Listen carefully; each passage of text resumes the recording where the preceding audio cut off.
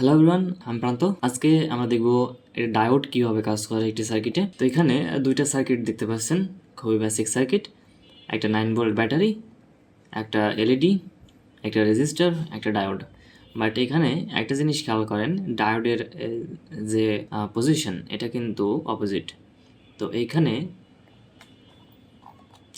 ডায়োডের negative side আছে বাল্বের দিকে, আর এখানে ডায়োডের নেগেটিভ সাইড আছে ব্যাটারির দিকে। তো যদি ডায়োড সার্চ করেন তাহলে এমন দেখতে পাবেন। এটা হচ্ছে ফিজিক্যাল ডায়োডটা আসলে যেমন দেখতে হয়। এই যে বিশেষ সিলভার কালারটা করা আছে, এটা হচ্ছে সিলভার বা হোয়াইট যাই হোক, এটা হচ্ছে নেগেটিভ সাইড আর এটা হচ্ছে পজিটিভ সাইড। তো এখানে যদি সার্কিট স্কিমেটিক বা ড্রয়িং দেখেন, সেখানে এরকম সিম্বল থাকবে। এটা হচ্ছে ডায়োডের সিম্বল। এই যে লম্বা দাগটা, ভার্টিক্যাল যে লাইনটা, এটা হচ্ছে নেগেটিভ সাইড এবং এটা হচ্ছে পজিটিভ সাইড। তো একটি ডায়োড আসলে পি জাংশন আর এন জাংশন মিলে একটা ডায়োড গঠিত হয়। আর একটা ট্রানজিস্টর পি এন আর সাথে আর একটা পি, অথবা এন পি সাথে আর একটা এন মিলে একটি ট্রানজিস্টর গঠিত হয়।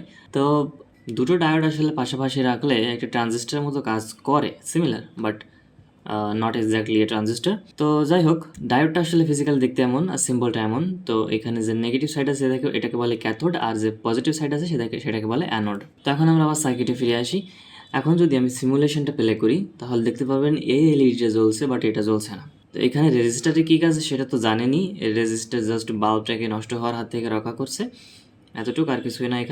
এখানে ডায়োড নেগেটিভ সাইড আছে বাল্বের দিকে। তো এখানে এনার্জি বা চার্জ এখান থেকে ডায়োডের পজিটিভ দিক থেকে নেগেটিভ দিকে প্রবাহিত হওয়ার পরে রেজিস্টারে যাচ্ছে, তারপরে সেটা এলইডি হয়ে নেগেটিভ সাইড হয়ে আবার ব্যাটারিতে ফিরে এসে সার্কিট কমপ্লিট করছে এবং এলইডিটি জ্বলছে। বাট এই সার্কিটের ক্ষেত্রে এটা পজিটিভ যে চার্জ আছে সেটা কিন্তু এখানে যেই থেমে যাচ্ছে, কারণ ডায়োডের যে ফ্লোটা সেটা আসলে পজিটিভ থেকে নেগেটিভের দিকে যাবে। এটা কিন্তু আসলে জেনারেল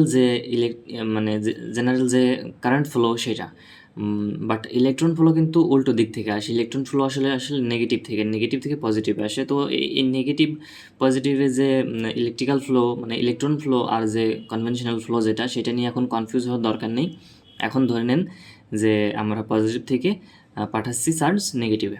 তো নেগেটিভ থেকে পজিটিভে যেতে পারবে না, তাই এখানে সার্কিটটা এখানে ক্লোজ হয়ে যাচ্ছে। এটা আসলে ওয়াটার লাইনে one way water flow similar আর কি। তো এটা আসলে ডায়োডের মূল কাজ, চার্জটা একদিকে ফ্লো করানো। এছাড়াও ডায়োড ইলেকট্রিক সার্কিটে আমরা বিভিন্ন প্রকার কম্পোনেন্ট বাঁচাতে বা পুড়ে যাওয়ার হাত থেকে রক্ষা করতে ডায়োড আমরা ব্যবহার করে থাকি, সেটা আমরা আস্তে আস্তে শিখবো। তো ডায়োডের ভিডিও এই পর্যন্তই। এরপরেই দেখতে পারবেন কীভাবে একটি ট্রানজিস্টর কাজ করে।